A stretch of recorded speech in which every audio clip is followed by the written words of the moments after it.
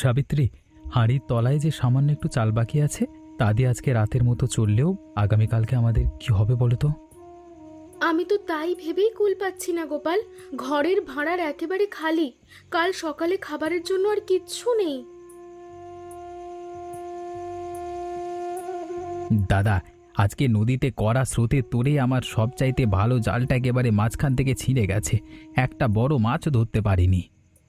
তুই একদম মন খারাপ করিস না নবীন। নদীর উত্তাল জলে ছেঁড়া জাল নিয়ে কাজ করা বিপজ্জনক। তুই সুস্থ আছিস সেটাই অনেক। নবীন, তুই গায়ের ভেজা কাপড়টা জলদি পাল্টে আয়। এই বর্ষার রাতে অমন ভিজে কাপড়ে পড়ে থাকলে জ্বর এসে যাবে, তোরকে কাবু করে ফেলবে। সাবিত্রী ঠিক কথাই বলেছে নবীন। চাল ডালে টানাটানি আমাদের সংসারে নতুন নয়। আজকে রাতে ওই অল্প ভাতটুকু সবাই ভাগ করে খাবো। কিন্তু দাদা, কালকে সকাল থেকে আমাদের এই অনাহার কাটানোর জন্য আমরা কি উপায়ে নতুন টাকা জোগাড় করব তা ভেবে চিন্তায় পড়েছি। তোর একদম ভয় পাস না।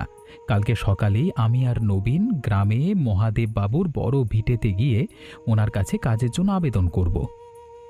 মহাদেববাবু দয়ালু আর খাঁটি মানুষ গোপাল। উনি নিশ্চয়ই তোদের দুজনকে নিজের জমিতে কোনো না কোনো কাজের ব্যবস্থা ঠিক করে দেবেন। মহাদেব বাবু, আমাদের সংসারে এখন চাল ডালে টানাটানি চলছে। যদি আপনার জমিতে আমাদের একটু কাজের ব্যবস্থা করে দিতেন। গোপাল, তোমরা একদম সংকোচ করো না। আমার এত বড় ফলের বাগান আর খামারে অনেক লোক দরকার, তো তোমরা আজকে থেকেই কাজে লেগে পড়ো। মহাদেব বাবু, আমার আবার মাছ ধরবার জালটা ছেঁড়া, তাই দাদার সাথে আপনার বাগানের কাজ নিখুঁতভাবে করতে আমার কোনো আপত্তি নেই। নবীন, তুমি ভালো আর পরিশ্রমী ছেলে। প্রতিদিন কাজের শেষে তোমরা দুজনে পর্যাপ্ত ন্যায্য মজুরি আর কর্পোষ পেয়ে যাবে। আপনার এই দয়ার কথা আমরা কোনো দিন ভুলব না মহাদেব বাবু। বিপদের দিনে আপনি আমাদের মাথা গোঁজবার ভরসা দিলেন। শোনো গোপাল, টাকা পয়সা বা চাল ডালের যে কোনো অভাব হলে আমাকে নিঃসংকোচে বলবে। বিপদের দিনে পাশে দাঁড়ানোটাই মানুষের পরম ধর্ম। আমরা আজকে থেকেই খামারের সব কাজ মন দিয়ে শুরু করছি মহাদেব বাবু। আপনি শুধু আমাদের আশীর্বাদ বজায় রাখবেন। হ্যাঁ নবীন, তোমরা বাগানের দিকে যাও। আমি খামার বাড়ির মালিককে বলে দিচ্ছি, সে তোদের সব কাজ ভালোভাবে দেখিয়ে দেবে। গোপাল, এই নাও তোমার আর নবীনের আজকের খাটুনির ন্যায্য মূল্য। আজকে দেখো আকাশের উত্তর কোণে কেমন কড়া কালো মেঘ জমেছে। হ্যাঁ মহাদেব বাবু, অসময়ের কালবৈশাখী ঝড় বোধহয় জলদি আমাদের এই মেঠো গায়ের বুকে আছড়ে পড়তে চলেছে। মহাদেববাবু, চারদিকের বাতাস ঠান্ডা হয়ে আসছে আর শুকনো পাতাগুলো বাতাসে হুহু করে উঠতে শুরু করেছে। মা সাবিত্রী, তোমাদের এই মাটির ঘরের ছাদ আর খুঁটিগুলো তো পুরনো আর জরাজীর্ণ। ওগুলো ভালো করে দড়ি দিয়ে বেঁধেছ তো? মহাদেব বাবু, চালের উপর কিছু বাঁশ চাপা দিয়ে রেখেছি ঠিকই, তবে কড়া তুফান এলে যে কি অবস্থা হবে তা ভেবে চিন্তায় পড়েছি। গ্রামের নিচু খালের জলও যেভাবে বাড়ছে মহাদেববাবু, বেশি বৃষ্টি হলে আমাদের কাঁচা উঠোনে তো হাঁটু সমান জল জমে যাবে। তোমরা একদম দেরি করো না গোপাল। সাবিত্রীকে নিয়ে জলদি ঘরে যাও আর ঘরের দরকারি জিনিসপত্রগুলো উঁচুতে গুছিয়ে রাখো। আপনি ভালো সতর্ক করলেন মহাদেব বাবু। আমরা এখনই দ্রুত পায়ে হেঁটে বাড়ির দিকে রওনা দিচ্ছি। ঝড় আসবার আগেই পৌঁছাতে হবে।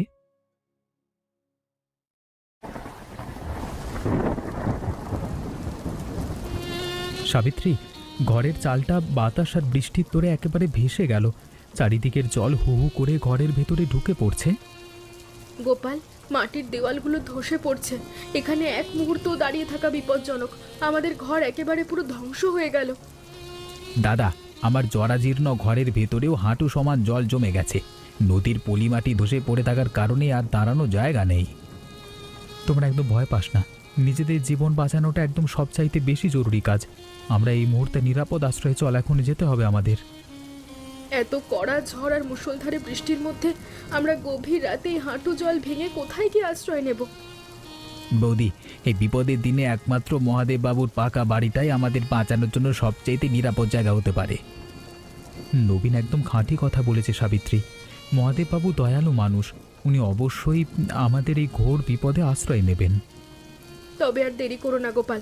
বৃষ্টি বাড়ার আগেই চলো আমরা সবাই মিলে মহাদেববাবুর পাকা বাড়ির পানে পা বাড়াই।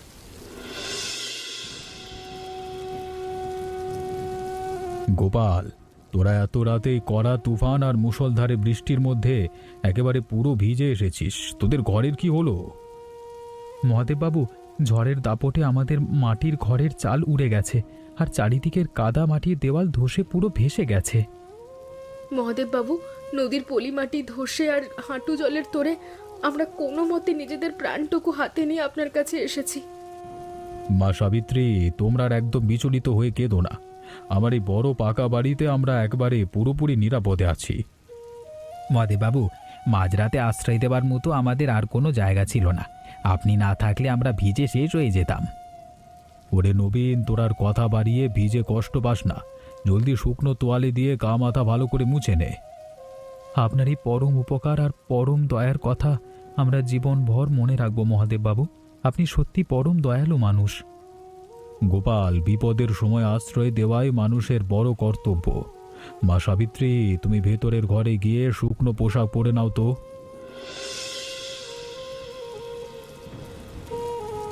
গোপাল, নিচু পাড়ার চালচুলোহীন গরিব মানুষগুলোর ঘরবাড়ি বানের গোলা জলে একেবারে ভেসে পুরোপুরি নষ্ট হয়ে গেছে। হ্যাঁ মহাদেববাবু, গ্রামের সব কাদামাটির পথ ডুবে গেছে। বহু মানুষ এই কড়া দুর্যোগে খোলা আকাশের নিচে ভেসে দিন কাটাচ্ছে। মহাদেববাবু, আপনি নির্দেশ দিলে আমি আর দাদা গিয়ে নিচু পাড়ার ওই অসহায় পরিবারগুলোকে ডেকে আপনার ভিটেতে আনি। হ্যাঁ নবীন, তোমরা আর এক মুহূর্ত সময় নষ্ট না করে যাও। সব চেনা মানুষকে এই অতিথিশালার বারান্দায় ডেকে নিয়ে আসো। আপনি কত বড় উদার আর মহৎ মনের মানুষ মহাদেববাবু। পুরো গ্রামের আশ্রয়হীন মানুষকে এমন করে নিজের ছাদের নিচে ঠাঁই দিচ্ছেন।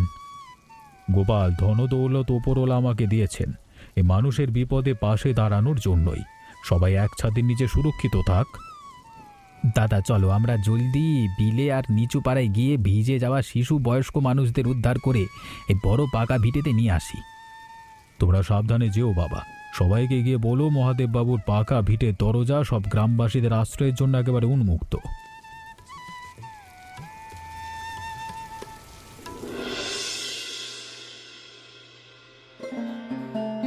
মা সাবিত্রী, এই বিপদের দিনে আশ্রয়ের সাথে সাথে এতগুলো মানুষের খাবারের ব্যবস্থা করাটা জরুরি হয়ে পড়েছে। মহাদেববাবু, গ্রামের এতগুলো মানুষের খাবার জোগাড় করা কঠিন কাজ, তবে আপনি ভাববেন না, আমরা সবাই মিলে সামলে নেব।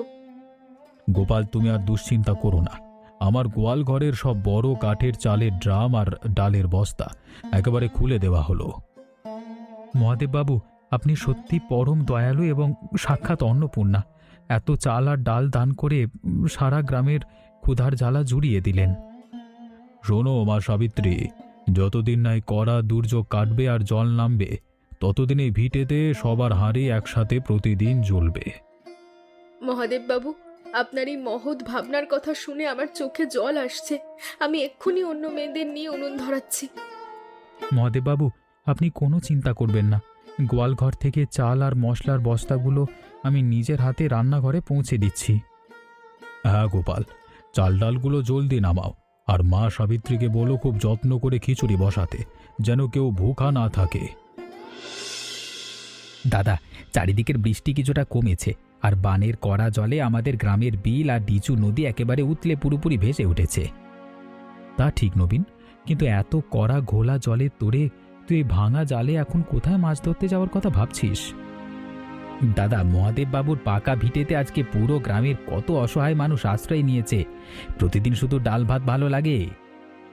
নবীন, তোমার মনটা দয়ালু আর খাঁটি বাবা, তবে এই উত্তাল জলের মধ্যে বিলে যাওয়া যে বিপজ্জনক হতে পারে। মহাদেববাবু, আপনি এতগুলো মানুষের খাবারের পুরো জোগাড় করেছেন, আর আমরা দুটো তাজা মাছ ধরে আনবো না, তা কখনো হয়? মহাদেববাবু, নবীন যখন এত বড় সাহসের কথা বলছে, তখন আমি আর ও দুজনে মিলে সাবধানে বিলে গিয়ে বড় খ্যাবলা জাল ফেলি। তবে তোমরা সাবধানে যেও বাবা গোপাল। কাদা জলের তোর বেশি, সাবধানে বিলে নামবে আর তাজা মাছ আনবে। আপনি একদম চিন্তামুক্ত থাকুন মহাদেববাবু, আমরা দুজনে মিলিয়ে আজকে খ্যাপলা জালে মস্ত সব তাজা মাছ ধরে তবেই ফিরব। দাদা, শক্ত করে দড়িটা টেনে ধরো। পানির জোর স্রোতে কতটা তাজা মাছ আমাদের জালে আটকে পড়েছে। নবীন, তুই ওস্তাদ আর সাহসী ছেলে। এক খ্যাপলা জালি এতগুলো তাজা রুই আর বড় কাতলা মাছ ধরা পড়ল। ওরে বাবা, এই ঘোলা পানির তরে এত সুন্দর সব তাজা চারা মাছ জালে উঠবে তা আমরা ভাবিনি স্বপ্নেও। দাদা, জলদি বড় বাঁশের ঝুড়িটা আমার কাছে এগিয়ে দাও। মাছগুলো খলবল করছে, ছিটকে আবার ঘোলা জলে চলে জানা যায়। হ্যাঁ নবীন, আমি ঝুড়ি ধরছি। তুই আর গ্রামের বাকি লোক মিলে জালের চারপাশে কাদা করা দড়িগুলো যত্ন করে গুটিয়ে আন। এই এতগুলো তাজা মাছ নিয়ে আজকের ভোজ একেবারে জমে যাবে গোপাল। মহাদেব বাবুর বিটের মানুষ খুশি হবে। দাদা, ঝুড়িটা মাছে একেবারে ভর্তি হয়ে গেছে তো। চলো আমরা ধীর পায়ে হেঁটে মহাদেববাবুর পাকা ভিটের পানে যাই। হ্যাঁ নবীন, সাবিত্রী আর মহাদেববাবু এত মাছ দেখলে অবাক হয়ে যাবেন। চলো জলদি মেঠো কাদা জল পার হয়ে ভিটেতে চলো। মহাদেব বাবু, বড় কড়াইয়ের তেল বেশ তেতে উঠেছে। এবার নবীন আর গোপালের বিল থেকে আনা মাছগুলো আমরা একে একে ভেজে নিই। হ্যাঁ মা সাবিত্রী, মাছগুলোতে ভালো করে হলুদ আর নুন মাখিয়ে কড়াইতে ছাড়ো। আজকের তাজা মাছ ভাজার সুবাসে চারপাশ ম করবে। সাবিত্রী মা, বড় পিতলের হাঁড়িতে ঘি আর খাস মশলা দিয়ে যে খিচুড়ি ফুটছে, তার ঘ্রাণেই তো সবার খিদের দ্বিগুণ হয়ে গেছে। কাকিমা, আপনি উনুনের নিচে শুকনো খড়ি আর একটু ভালোভাবে গুঁজে দিন। খিচুড়ির চাল ডালগুলো যেন সুসিদ্ধ আর ঝরঝরে হয়ে ওঠে। মা সাবিত্রী, রান্না যেন কোনো কমতি না পড়ে। আজকে আমাদের ভিটেতে আশ্রয় নেওয়াটা প্রতিটা মানুষ যেন পেট পুড়ে এই ভোজ খেতে পারে। আপনি দুশ্চিন্তা করবেন না মহাদেব বাবু, যত চাল ডাল আর মাছ আছে তাতে গ্রামের সবাই তৃপ্তিতে খেতে পারবে। সত্যি সাবিত্রী, মহাদেব বাবুর মতন এমন উদার মাটির মানুষ না পেলে এই কড়া দুর্যোগে আমরা তো না খেতে পেয়ে মরে যেতাম গো। তোমরা পরম ভালোবাসার রান্নাটা শেষ করো মা। আমি ওদিকে গিয়ে সবাইকে সুশৃঙ্খলভাবে খাওয়ার জায়গায় বসবার ব্যবস্থা করে দিচ্ছি। মহাদেববাবু, দেখুন আমরা বাগান থেকে তাজা কলাপাতা কেটে ভালো করে ধুয়ে গুছিয়ে একেবারে প্রস্তুত হয়ে এসেছি। কাজ করেছো গোপাল। কলাপাতার উপর গরম ঘি খিচুড়ি আর তাজা মাছ ভাজা খাওয়ার যে আনন্দ তা অতুলনীয়। মহাদেববাবু, সুবাসই তো চারপাশ ভরে গেছে। জলদি সবাইকে বারান্দায় উঠানে সার বেঁধে বসিয়ে দেওয়া ভালো, তোর শুরু করি। হ্যাঁ নবীন, তুমি আর গোপাল মিলে বড় পরিষ্কার মাদুরগুলো উঠানে পেতে দাও, আর গ্রামের শিশু বয়স্কদের আগে বসাও। মহাদেববাবু, সাবিত্রী আর অন্য কাকিমারা উনুন থেকে বড় বাটিতে করে কড়া মাছ ভাজা আর গরম খিচুড়ি নিয়ে একেবারে তৈরি হয়ে গেছে। তোরা দুজন পরিবেশনের বাটিগুলো হাতে তুলে নাও বাবা। আজকে আমি নিজে দাঁড়িয়ে থেকে সব গ্রামবাসীর পাতে খাবার তুলে দেব। আপনি নিজে দাঁড়িয়ে খাবার পরিবেশন করবেন শুনে আমাদের মনটা ধন্য হয়ে গেল মহাদেববাবু। আপনার মন সত্যিই পরম উদার। চলুন মহাদেববাবু, আমরা কলাপাতাগুলো সার বেঁধে পেতে দিই। দুর্যোগের দিনে এমন একসাথে খাওয়ার আনন্দই পরম প্রাপ্তি। শোনো বাবা গোপাল, কোণে বসা ছোট বাচ্চাদের পাতে বড় দেখে একখানা করে তাজা মচমচে ভাজা মাছ আর একটু ঘি বাড়িয়ে দাও। মহাদেববাবু, আপনি তো গ্রামের প্রতিটা মানুষের নিজের পরিবারের সদস্যের মতো খেয়াল রাখছেন। সবাই তৃপ্তি পাচ্ছে। মহাদেববাবু, এত বড় ধনবান হয়েও আপনি নিজে আমাদের মতো গরিব গৃহহীনদের পাতে এভাবে খাবার বেড়ে দিচ্ছেন। আপনি আমাদের ভরসা। অমন কথা বলবেন না ভাই। ধনদৌলত ওপরওয়ালার দেওয়া ক্ষণস্থায়ী জিনিস। মানুষের বিপদে পাশে দাঁড়ানোটাই আসল ধন। মহাদেব বাবু, বারান্দায় বসা কাকিমাদের পাতে আরেকটু গরম খিচুড়ি দেবো কি? ওনারা তো ভালোবাসায় খিচুড়ি ভোজন করছেন। হ্যাঁ মা সাবিত্রী, কার্পণ্য করো না। যে যত চায় পরম মমতায় তার পাতে গরম খাবার একেবারে পুরোপুরি বাড়িয়ে দাও। দাদা, এতগুলো মানুষের মুখে চেনা তৃপ্তির হাসি দেখে আমার নিজের খাটুনির সব কষ্ট একেবারে নিমেষে দূর হয়ে গেল। একেবারে ঠিক বলেছিস নবীন। মহাদেববাবুর এমন উদারতার জন্য আজকে পুরো গ্রামের মানুষ এই চরম বিপদের দিনে নতুন ভরসা পেল। মহাদেববাবু, ধনদৌলত আর ভিটে বাড়ি তো গ্রামের অনেক মানুষেরই থাকে, কিন্তু এমন উদার মন সবার থাকে না। একদম খাঁটি কথা বলেছে রতনবাবু। বিপদের দিনে মহাদেববাবু যেভাবে আমাদের পরম ভালোবাসায় আগলে রাখলেন তা সত্যিই ও বড় অনন্য। গোপাল, তোমরা অমন করে বারবার প্রশংসা করে আমাকে পর করো না। বিপদে মানুষের পাশে দাঁড়ানোটাই তো পরম কর্তব্য। মহাদেববাবু, আজকের এই দুর্যোগের দিনে সবাই এক ছাদের নিচে বসে একসাথে এত খাবার খাওয়ার আনন্দ কোনোদিন ভুলবো না। হ্যাঁ নবীন, পেট পুড়ে গরম খিচুড়ি আর তাজা মাছ ভাজা খেয়ে আমার মতো বৃদ্ধ মানুষও একটু স্বস্তি পেলাম। রতন, তোমার এই হাসিটুকু আর আনন্দটুকুই তো আমার প্রাপ্তি। পরম করুণাময় ঈশ্বর আমাদের সবাইকে একসাথে এক সুতোয় বেঁধে রেখেছেন। মহাদেববাবু, আপনি আমাদের শুধু পরম আশ্রয়ই দেননি, পুরো গ্রামের গৃহহীন মানুষকে চরম অনাহারে আর অনটনের মুখ থেকে পুরোপুরি বাঁচিয়ে দিলেন। তোমরা দুশ্চিন্তা করো না গোপাল, এবার সবাই একটু শান্তিতে ঘুমিয়ে নাও। ঝড় তো পুরোপুরি থেমে গেছে, এবার নিশ্চয়ই খুব ভালো দিন আসবে। মহাদেব বাবু, কড়া মেঘ কেটে গিয়ে চারিদিকে কেমন রোদ উঠেছে দেখুন। বিলে জমে থাকা বানের সব জলও নিচু খাল ধরে নেমে যাচ্ছে। হ্যাঁ মহাদেব বাবু, জল নেমে যেতেই গ্রামের অসহায় মানুষগুলোর আবার নিজেদের ওই ভাঙা ঘরবাড়ির পানে ধীর পায়ে ফিরে যাওয়ার কথা ভাবছে। গোপাল, বানের জল নেমে গেছে ঠিকই, কিন্তু নিচু পাড়ার গরিব মানুষগুলোর মাটি জরাজীর্ণ ঘরবাড়ি যে একেবারে পুরো ভেঙে পুরোপুরি ধ্বংস হয়ে গেছে। ঘর বাড়ি ধসে নষ্ট হয়ে যাওয়ায় তারা তো নিজের মেঠো ভিটেতে ফিরলেও মাথা গোজার মতো কোনো নিরাপদ আর শুকনো জায়গা খুঁজেই পাবে না। আমি শুধু ওদের বিপদে সাময়িক খাইয়ে পড়িয়ে একেবারে বিদায় দেব না গোপাল। যাদের যাদের ঘর ভেঙেছে তাদের নতুন করে বাঁধার ন্যায্য সরঞ্জাম কিনে দেব। এ কি মহৎ আর পুণ্যময় ভাবনার কথা বলছেন মহাদেব বাবু!